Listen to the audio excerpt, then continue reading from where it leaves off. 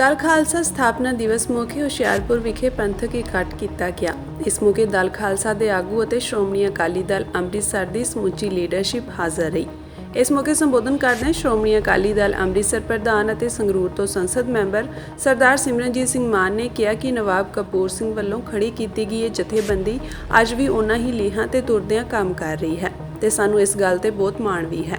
उन्होंने कहा कि दल खालसा ने लंबे समय तो सिखां दे आज़ादी संघर्ष विच वडमुला योगदान पाया है। दल खालसा दे बानी भाई गजिंदर सिंह ने अपना पूरा जीवन ही कौम की सेवा नूं समर्पित कर दिता। कौम नूं अजिहे महान योद्धियां दे जज्बे ते माण करना चाहिए है ते इन्हां दे संघर्षमई जीवन तो कौम लई कुछ करन दी प्रेरणा भी लैनी चाहिए है। निमरता सहित आप नूं फतेह अर्ज करदे। वाहिगुरू जी का खालसा वाहिगुरू जी की फतेह। अज साडी कौम दे लई फकर दा दिन है कि दल खालसा जिहड़ा शुरू तो ही सिख कौम की आज़ादी का जंग लड़ रहा है, उस दा स्थापना दिवस अज मनाया जा रहा है। भाई कंवरपाल सिंह ने सानू सारा इतिहास दल खालसा का दिता है, शुरू तो दिता है। जदों नवाब कपूर सिंह ने ये जथेबंदी खड़ी की सीगी, सो साडी पार्टी नूं पंथ नूं भी फकर है कि दल खालसा उही लीहां दे उत्ते चल रहा है जिस लीह दे उत्ते नवाब कपूर सिंह ने जथेबंदी खड़ी की सी ते भाई गजिंदर सिंह जी ने अपनी सारी उम्र लाती इस जथेबंदी नूं आज़ादी दे राह दे उत्ते तोरन दी। भाई गजिंदरपाल सिंह ने अपना कदे नहीं सोचा, अपने परिवार का नहीं सोचा, पर सिर्फ उन्होंने अपनी कौम का सोचा, जिहड़ा कि हरेक सिख नूं अज सोचना चाहिए कि असी किवें अगे वधना है। मैनूं बड़ा फकर है कि इस दल खालसा की स्थापना मेरे घर किला सरदार हरनाम सिंह हुई सी। मेरे बजुर्ग सरदार जोगिंदर सिंह मान के दफ्तर दे विच उत्थे भाई गजिंदर सिंह भी सीगे ते डॉक्टर जगजीत सिंह चौहान भी सीगे। पर मेरे बजुर्गों ने मैनू ये बारे कोई इलम नहीं दिता, क्यों करके मैं उस वेले इंडियन पुलिस सर्विस दे विच सीगा ते पुलिस दे विच जिहड़े चंगे गहरे सियासतदान हुंदे है वो पुलिस दे विच अपना विश्वास नहीं, भेत नहीं दिंदे। मैनू इस चीज़ का पता लग्या जदों मैं इंग्लैंड का दौरा लाया तो डॉक्टर जगजीत सिंह चौहान ने मैनू सारा कुछ दस्या। सो ये बड़ियां इतिहासक चीज़ां हैगियां जिहदे लई तुसीं ते मैं असी सारे आए हैं। साडी पार्टी ने हमेशा दल खालसा की सपोर्ट की है ते भाई हरपाल सिंह चीमा ते बड़े पिंड जी जदों ये अमरीका दे विच सीगे, मैं इन्हां दोनों नूं अमरीका दे अदालत दे विच भी ते जेल दे विच भी मिलिया सी। सो साडे तलकात बड़े गहरे है ਔਰ ਡੂੰਘੇ ਹੈ।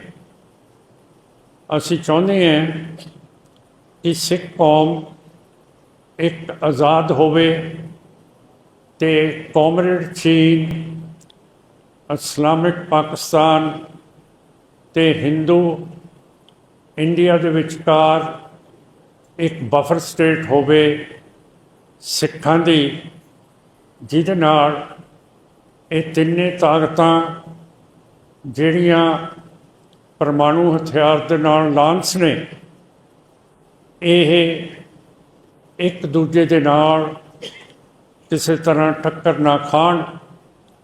ਕਿਉਂ ਕਰਕੇ ਜੇ ਕਦੇ ਵੀ ਪਰਮਾਣੂ ਯੁੱਧ ਇਹਨਾਂ ਤਿੰਨਾਂ ਤਾਕਤਾਂ ਦਾ ਹੁੰਦਾ ਤਾਂ ਸਾਡਾ ਪੰਜਾਬੀਆਂ ਦਾ, ਬੇਸ਼ੱਕ ਅਸੀਂ ਇੱਧਰਲੇ ਪਾਸੇ ਚੜ੍ਹਦੇ ਵਾਲੇ ਪਾਸੇ ਪੰਜਾਬੀ ਹੈਗੇ ਹੈ, ਬੇਸ਼ੱਕ ਲਹਿੰਦੇ ਵੱਲ ਪਾਕਿਸਤਾਨ ਦੇ ਪੰਜਾਬੀ ਹਾਂ, ਸਾਡਾ ਬਿਲਕੁਲ ਸੱਤਿਆਨਾਸ, ਸਾਡੀ ਜਿਹੜੀ ਜੜ੍ਹ ਹੈ ਉਹ ਵੱਢੀ ਜਾਊਗੀ।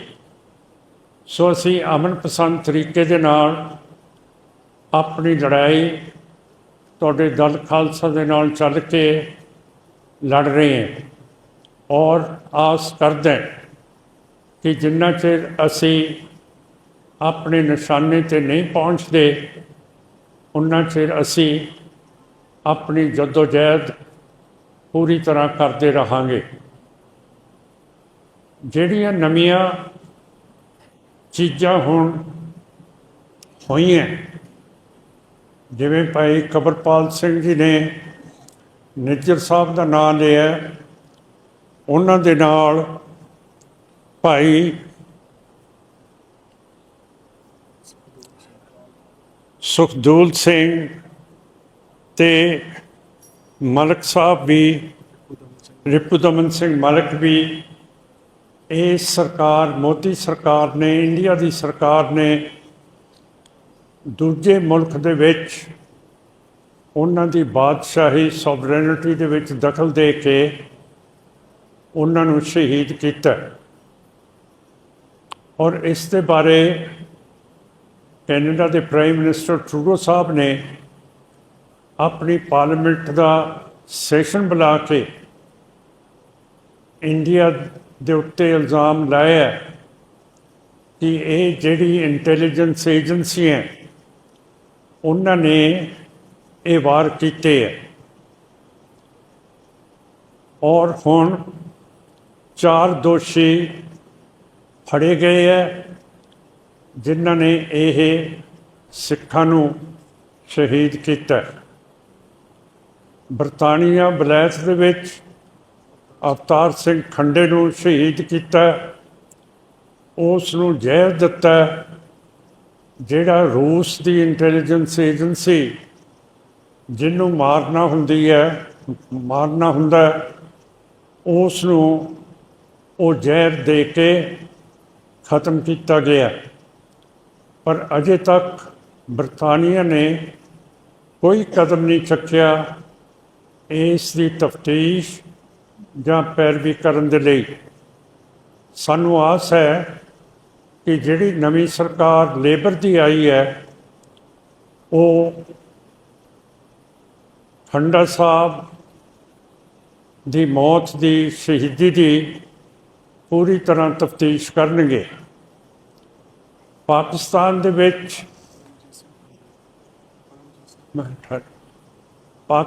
ਦੇ ਵਿੱਚ ਜਿਹੜਾ ਨਾਲ ਲੱਗਦਾ ਮੁਲਕ ਹੈ, ਉੱਥੇ ਵੀ ਪਰਮਜੀਤ ਸਿੰਘ ਪੰਜਪੜ ਨੂੰ ਤੇ ਲਖਬੀਰ ਸਿੰਘ ਰੋਡੇ ਨੂੰ ਸ਼ਹੀਦ ਕੀਤਾ, ਜਿਹਦਾ ਮਤਲਬ ਹੈ ਕਿ ਮੋਦੀ ਤੇ ਹਿੰਦੂਤਵ ਸਰਕਾਰ ਨੇ ਕਿਹਾ ਕਿ ਜਿਹੜੇ ਲੋਕ ਖਾਲਿਸਤਾਨ ਤੇ ਆਜ਼ਾਦੀ ਦੀ ਗੱਲ ਕਰਨਗੇ, ਇਹ ਮੋਦੀ ਦੇ ਲਫ਼ਜ਼ ਨੇ ਕਿ ਪਹਿਲਾਂ ਤਾਂ ਸਾਡੀਆਂ ਸਰਕਾਰਾਂ ਬਾਹਰ ਦੇ ਮੁਲਕਾਂ ਦੇ ਵਿੱਚ ਉਹਨਾਂ ਦਾ ਕੇਸ ਬਣਾ ਕੇ ਭੇਜਤੀ ਸੀ ਕਿ ਇਹ ਸੱਜਣਾਂ ਨੇ ਜਾਂ ਇਹਨਾਂ ਸਿੱਖਾਂ ਨੇ ਇੱਥੇ ਹਿੰਦੁਸਤਾਨ ਦੇ ਵਿੱਚ ਕੀ ਕੀਤਾ। ਪਰ ਹੁਣ ਮੋਦੀ ਨੇ ਕਿਹਾ ਕਿ ਹੁਣ ਅਸੀਂ ਸਿੱਧਾ ਐਕਸ਼ਨ ਲੈਂਦੇ ਹਾਂ ਅਤੇ ਆਪਣੇ ਦੀਪ ਸਿੰਘ ਸਿੱਧੂ ਨੂੰ ਹਰਿਆਣੇ ਦੇ ਵਿੱਚ ਸ਼ਹੀਦ ਕੀਤਾ ਅਤੇ ਮੂਸੇਵਾਲ ਨੂੰ ਪੰਜਾਬ ਦੇ ਵਿੱਚ ਸ਼ਹੀਦ ਕੀਤਾ।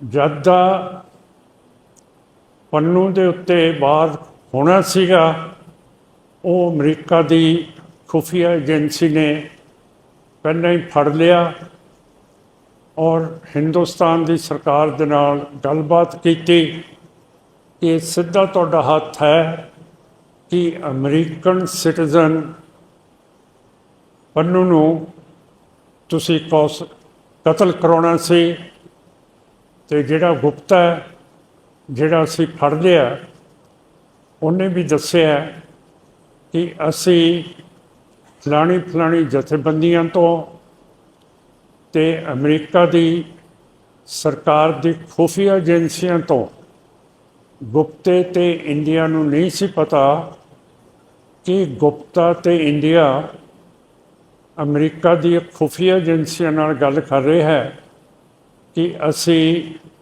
ਪੰਨੂ ਨੂੰ ਮਾਰਨਾ।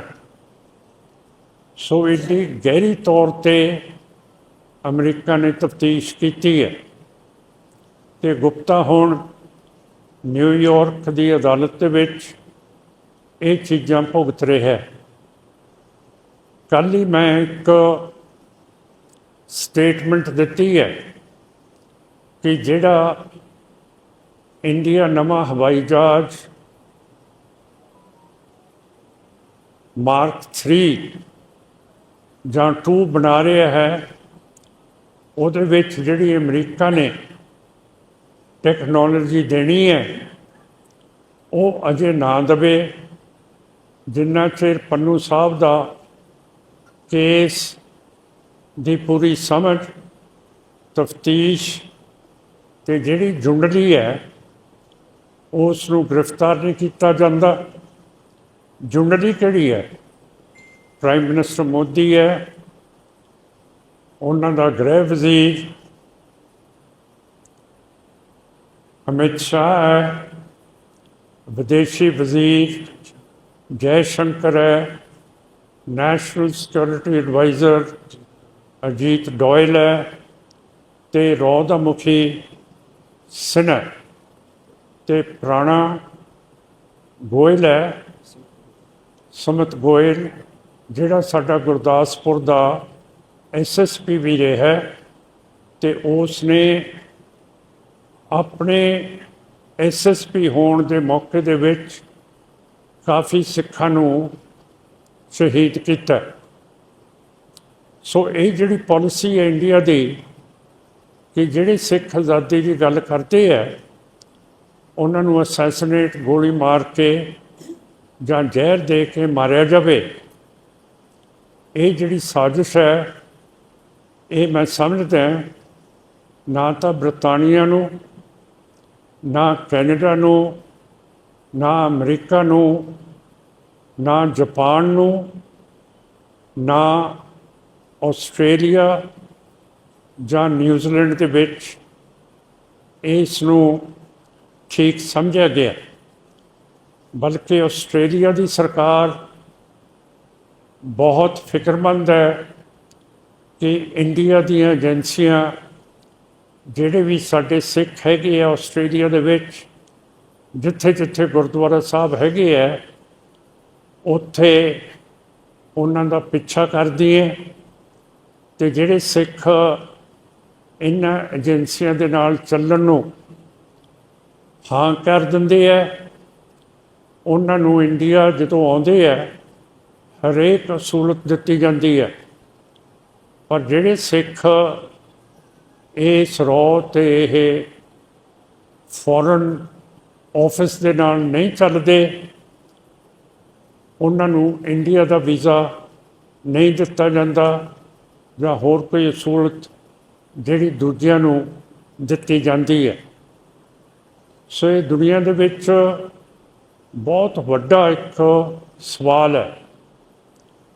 ਹੁਣ ਸਵਾਲ ਇਹ ਹੈ ਕਿ ਹਿੰਦੁੱਤਵਾ ਵੀ ਆਪਣੇ ਟਰੈਵਲ ਏਜੰਟਾਂ ਤੋਂ ਤੇ ਹੋਰਾਂ ਤੋਂ ਜਿਹੜੇ ਸਾਡੇ ਨੌਜਵਾਨ ਬਾਹਰ ਜਾਣਾ ਚਾਹੁੰਦੇ ਹੈ ਉਹਨਾਂ ਤੋਂ ਇਹ ਕਹਾਉਂਦੇ ਹੈ ਕਿ ਜੇ ਤੁਸੀਂ ਬਾਹਰ ਜਾਣਾ ਹੈ ਤੇ ਸਿਰ ਮੂੰਹ ਮੁੰਨ ਦਿਓ, ਜਿਸ ਕਰਕੇ ਕਾਫੀ ਸਾਡੇ ਨੌਜਵਾਨ ਉਹਨਾਂ ਨੇ ਸਿਰ ਮੁੰਨੇ ਹੋਏ ਹੈ, ਦਾੜ੍ਹੀਆਂ ਵੱਢੀਆਂ ਹੋਈਆਂ ਔਰ ਇਸ ਟਰੈਪ ਦੇ ਵਿੱਚ ਆ ਚੁੱਕੇ ਹੈ। ਹੁਣ ਨਵੀਂ ਗੱਲ ਹੈ ਕਿ ਓਲੰਪਿਕ ਖੇਡਾਂ ਹੋਈਆਂ ਸੀ, ਹਾਕੀ ਦੀ ਟੀਮ ਦੇ ਵਿੱਚ 10 ਸਿੱਖ ਸੀਗੇ, ਸਿਰਫ ਇੱਕੋ ਸਿੱਖ ਖਿਡਾਰੀ ਦਾ ਦਾੜਾ ਪ੍ਰਕਾਸ਼ ਸੀ ਤੇ ਕੇਸ ਸੀ, ਬਾਕੀ ਸਾਰੇ ਮੁੰਨੇ ਰੋਡੇ ਸੀਗੇ। ਹੁਣ ਜਦੋਂ ਉਹ ਵਾਪਸ ਆਏ ਹੈ ਇੱਕ ਬ੍ਰੌਂਜ਼ ਦਾ ਤਕਮਾ ਲੈ ਕੇ ਦਰਬਾਰ ਸਾਹਿਬ ਦੇ ਵਿੱਚ ਗਏ, ਤੁਸੀਂ ਦੇਖਦੇ ਹੋ ਕਿ ਹੱਥ ਜੋੜ ਕੇ ਉਹਨਾਂ ਨੇ ਫੋਟੋਆਂ ਖਿਚਾਈਆਂ। ਬੜੀ ਸੋਹਣੀ ਗੱਲ ਹੈ ਕਿ ਇਹ ਜਿੱਤ ਕੇ ਆਏ ਹੈ, ਪਰ ਸਿੱਖ ਜਿਹੜੇ ਸਾਰੀ ਦੁਨੀਆ ਦੇ ਵਿੱਚ ਐਡੇ ਪ੍ਰੈਸ਼ਰ ਦੇ ਵਿੱਚ ਹੈ ਕਿ ਇਹਨਾਂ ਦੀ ਨਸਲਕੁਸ਼ੀ ਹੋਈ ਹੈ, ਦਰਬਾਰ ਸਾਹਿਬ ਦੇ ਉੱਤੇ ਮਿਲਟਰੀ ਹਮਲੇ ਹੋਏ ਹੈ ਤੇ ਅੱਜ ਵੀ ਫੜੋ ਫੜਾਈ ਹੋ ਰਹੀ ਹੈ ਕਿ ਜੇ ਇਹ 9 ਖਿਡਾਰੀ ਕੇਸਾਂ ਸਣੇ ਦਾੜੀ ਸਣੇ ਖੇਡਦੇ ਹੁੰਦੇ ਤਾਂ ਬਾਹਰ ਦੇ ਲੋਕਾਂ ਨੂੰ ਵੀ ਪਤਾ ਹੋਣਾ ਸੀ ਕਿ ਇਹ ਸਾਰੇ ਸਿੱਖ ਨੇ, ਕਿਉਂ ਕਰਕੇ ਦੁਨੀਆ ਨੂੰ ਪਤਾ ਲੱਗ ਗਿਆ ਕਿ ਸਿੱਖਾਂ ਦੇ ਉੱਤੇ ਕੀ ਹਿੰਦੁੱਤਵਾ ਜ਼ੁਲਮ ਕਰ ਰਹੀ ਹੈ। ਸੋ ਇਹ ਸਾਰੀਆਂ ਚੀਜ਼ਾਂ ਤੁਹਾਡੇ ਸਾਹਮਣੇ ਹੈ। ਭਾਈ ਕਵਲਪਾਲ ਸਿੰਘ ਜੀ ਨੇ ਭਾਈ ਤਲਵਿੰਦਰ ਸਿੰਘ ਦੀ ਗੱਲ ਕੀਤੀ, ਬੜੇ ਤਕੜੇ ਯੋਧੇ ਸੀਗੇ।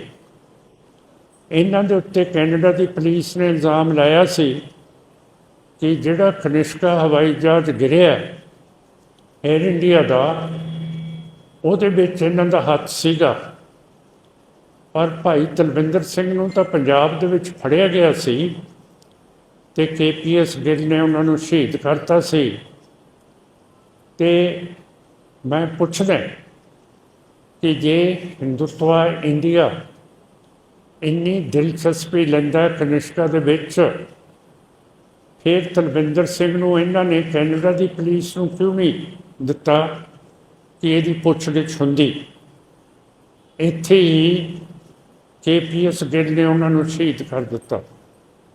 ਸੋ ਇਹ ਸਾਰੀਆਂ ਚੀਜ਼ਾਂ ਜਿਹੜੀਆਂ ਸਿੱਖਾਂ ਦੇ ਖਿਲਾਫ ਹੋ ਰਹੀਆਂ, ਤੁਸੀਂ ਤੇ ਮੈਂ ਇਹਨਾਂ ਨੂੰ ਦਰਜ ਕਰ ਰਹੇ ਹਾਂ ਔਰ ਅਮਨ ਪਸੰਦ ਤਰੀਕੇ ਦੇ ਨਾਲ ਅਸੀਂ ਆਪਣੀ ਖਾਲਿਸਤਾਨ ਦੀ ਆਜ਼ਾਦੀ ਦੀ ਗੱਲ ਵੀ ਕਰਦੇ ਹਾਂ, ਜਿਹੜੀ ਕਿ ਹੁਣ ਸਾਰੀ ਦੁਨੀਆ ਦੇ ਵਿੱਚ ਉੱਭਰ ਕੇ ਅੱਗੇ ਆ ਰਹੀ ਹੈ। ਸੋ ਮੈਂ ਆਸ ਕਰਦਾ ਕਿ ਜਿਹੜੀਆਂ ਵੀ ਜਥੇਬੰਦੀਆਂ ਆਜ਼ਾਦੀ, ਰੈਫਰੈਂਡਮ, ਪਲੇਬਸਾਈਡ ਦੀ ਗੱਲ ਕਰਦੀਆਂ, ਉਹ ਉੱਭਰ ਕੇ ਆਪਣਾ ਕੰਮ ਕਰਦੀਆਂ ਰਹਿਣਗੀਆਂ ਔਰ ਦਲ ਖਾਲਸਾ ਵਰਗਣ ਇਹ ਕਦੇ ਪਿੱਛੇ ਨਹੀਂ ਹਟਣਗੀਆਂ ਔਰ ਆਜ਼ਾਦੀ ਲੈਣ ਤੱਕ ਅਸੀਂ ਆਪਣੀ ਜੱਦੋਜਹਿਦ ਦੇ ਵਿੱਚ ਲੜਦੇ ਭੁੱਲਦੇ ਅਮਨ ਪਸੰਦ ਤਰੀਕੇ ਦੇ ਨਾਲ ਆਪਾਂ ਆਪਣਾ ਮੁਲਕ ਸੁਰਜੀਤ ਕਰਾਂਗੇ। ਜਿਹੜੀ ਬਾਦਸ਼ਾਹੀ 1899 ਦੇ ਵਿੱਚ ਸਾਡੀ ਅੰਗਰੇਜ਼ਾਂ ਨੇ ਮੁਅੱਤਲ ਕਰਤੀ ਸੀ। ਹੁਣ ਤੁਸੀਂ ਦੇਖੋ, ਜਦੋਂ ਕਿਸੇ ਨੂੰ ਮੁਅੱਤਲ ਕਰੀਦਾ ਹੈ ਉਹ ਬਾਅਦ ਦੇ ਵਿੱਚ ਸੁਰਜੀਤ ਵੀ ਹੋ ਜਾਂਦਾ, ਪਰ ਜਿਹੜੀ ਚੀਜ਼ ਨੂੰ ਭੰਗ ਕਰ ਦਈਏ ਉਹ ਚੀਜ਼ ਸੁਰਜੀਤ ਨਹੀਂ ਹੋਇਆ ਕਰਦੀ। ਸਾਡਾ ਰਾਜ ਭਾਗ, ਸਾਡੀ ਬਾਦਸ਼ਾਹੀ ਸੋਵਰੇਨਿਟੀ ਭੰਗ ਨਹੀਂ ਕੀਤੀ ਗਈ, ਇਸ ਨੂੰ ਮੁਅੱਤਲ ਕੀਤਾ। ਤੇ ਅੰਗਰੇਜ਼ ਜਦੋਂ 1947 ਦੇ ਵਿੱਚ ਹਿੰਦ ਦੇ 2 ਟੁਕੜੇ ਕਰਕੇ ਗਏ ਹੈ, ਮੁਸਲਮਾਨਾਂ ਦੇ ਲਈ ਪਾਕਿਸਤਾਨ, ਹਿੰਦੂਆਂ ਦੇ ਲਈ ਇੰਡੀਆ, ਉਹਨਾਂ ਦਾ ਕਾਨੂੰਨੀ ਤੌਰ 'ਤੇ, ਅਖਲਾਕੀ ਤੌਰ 'ਤੇ ਉੱਤੇ ਫਰਜ਼ ਬਣਦਾ ਸੀ ਕਿ ਜਿਹੜੀ ਬਾਦਸ਼ਾਹੀ ਸਿੱਖਾਂ ਦੀ ਅਸੀਂ ਭੰਗ ਮੁਅੱਤਲ ਕੀਤੀ ਹੈ, ਉਸ ਨੂੰ ਸੁਰਜੀਤ ਕਰੀਏ। ਪਰ ਇਹ ਬਹੁਤ ਭਾਰੀ ਅਣਗਹਿਲੀ ਕੀਤੀ ਹੈ ਤੇ ਸਾਡੇ ਜਿਹੜੇ ਉਸ ਵੇਲੇ ਦੇ ਲੀਡਰ ਸੀਗੇ, ਜਿਨ੍ਹਾਂ ਨੇ ਆਜ਼ਾਦੀ ਲੈਣੀ ਸੀ, ਉਹ ਥੋੜ੍ਹੇ ਜਿਹੇ ਪੜ੍ਹਨ ਦੇ ਵਿੱਚ, ਪੜ੍ਹਾਈ ਦੇ ਵਿੱਚ ਪਛੜੇ ਹੋਏ ਸੀ। ਤੇ ਮੁਸਲਮਾਨਾਂ ਦਾ ਲੀਡਰ ਜਿਨ੍ਹਾਂ, ਹਿੰਦੂਆਂ ਦੇ ਲੀਡਰ ਨਹਿਰੂ ਤੇ ਗਾਂਧੀ, ਇਹ ਵਲੈਤ ਤੋਂ ਆਪਣੀ ਵਕਾਲਤ ਕਰਕੇ ਆਏ ਸੀਗੇ। ਇਸ ਕਰਕੇ ਆਪਾਂ ਮਾਰ ਖਾਧੀ ਹੈ। ਤੋ ਜਿਹੜਾ ਆਉਣ ਵਾਲਾ ਸਮਾਂ, ਉਹਦੇ ਵਿੱਚ ਜਿੱਥੇ ਜੋਸ਼ ਵੀ ਪੂਰਾ ਹੋਣਾ ਚਾਹੀਦਾ, ਸਾਰਾ ਕੁਝ ਹੋਣਾ ਚਾਹੀਦਾ, ਪਰ ਪੜ੍ਹਾਈ ਦੇ ਵਿੱਚ ਆ ਕੇ ਇਲਮ ਵੀ ਪੂਰਾ ਹੋਣਾ ਚਾਹੀਦਾ ਕਿ ਅਸੀਂ ਆਪਣੀ ਆਜ਼ਾਦੀ ਨੂੰ ਕਿਵੇਂ ਲੈਣਾ। ਸੋ ਮੈਂ ਬਹੁਤ ਵਧਾਈ ਦਿੰਦਾ ਤੁਹਾਨੂੰ ਸਾਰਿਆਂ ਨੂੰ, ਦਲ ਖਾਲਸਾ ਨੂੰ, ਕਿ ਤੁਸੀਂ ਇਹ ਦਿਨ ਰੱਖਿਆ ਹੈਗਾ ਤੇ ਬੜਾ ਮਹੱਤਵਪੂਰਨ ਹੈ ਕਿ ਦਲ ਖਾਲਸਾ ਨੇ ਅੱਜ ਆਜ਼ਾਦੀ ਦੀ ਮਾਰਚ ਵੀ ਕੱਢਣੀ ਹੈ ਔਰ ਸਾਰੀ ਸਿੱਖ ਕੌਮ ਨੂੰ ਦਲ ਖਾਲਸਾ ਨੂੰ ਵਧਾਈ ਦੇਣੀ ਚਾਹੀਦੀ ਹੈ ਔਰ ਇਸ ਦੀ ਪ੍ਰਸ਼ੰਸਾ ਕਰਨੀ ਚਾਹੀਦੀ ਹੈ। ਤੇ ਆਸ ਕਰਦਾ ਹੋਇਆ ਕਿ ਸਾਡਾ ਜਿਹੜਾ ਨਿਸ਼ਾਨਾ ਹੈ ਉਹਦੇ 'ਤੇ ਅਸੀਂ ਪਹੁੰਚਾਂਗੇ ਔਰ ਫਤਿਹ ਹੋਊਗੀ। ਇਹਨਾਂ ਸ਼ਬਦਾਂ ਦੇ ਨਾਲ ਆਸ ਕਰਦਾ ਹੋਇਆ ਫਤਿਹ ਦੀ ਫਤਿਹ ਕਰਦਾ। ਵਾਹਿਗੁਰੂ ਜੀ ਕਾ ਖਾਲਸਾ, ਵਾਹਿਗੁਰੂ ਜੀ ਕੀ ਫਤਿਹ।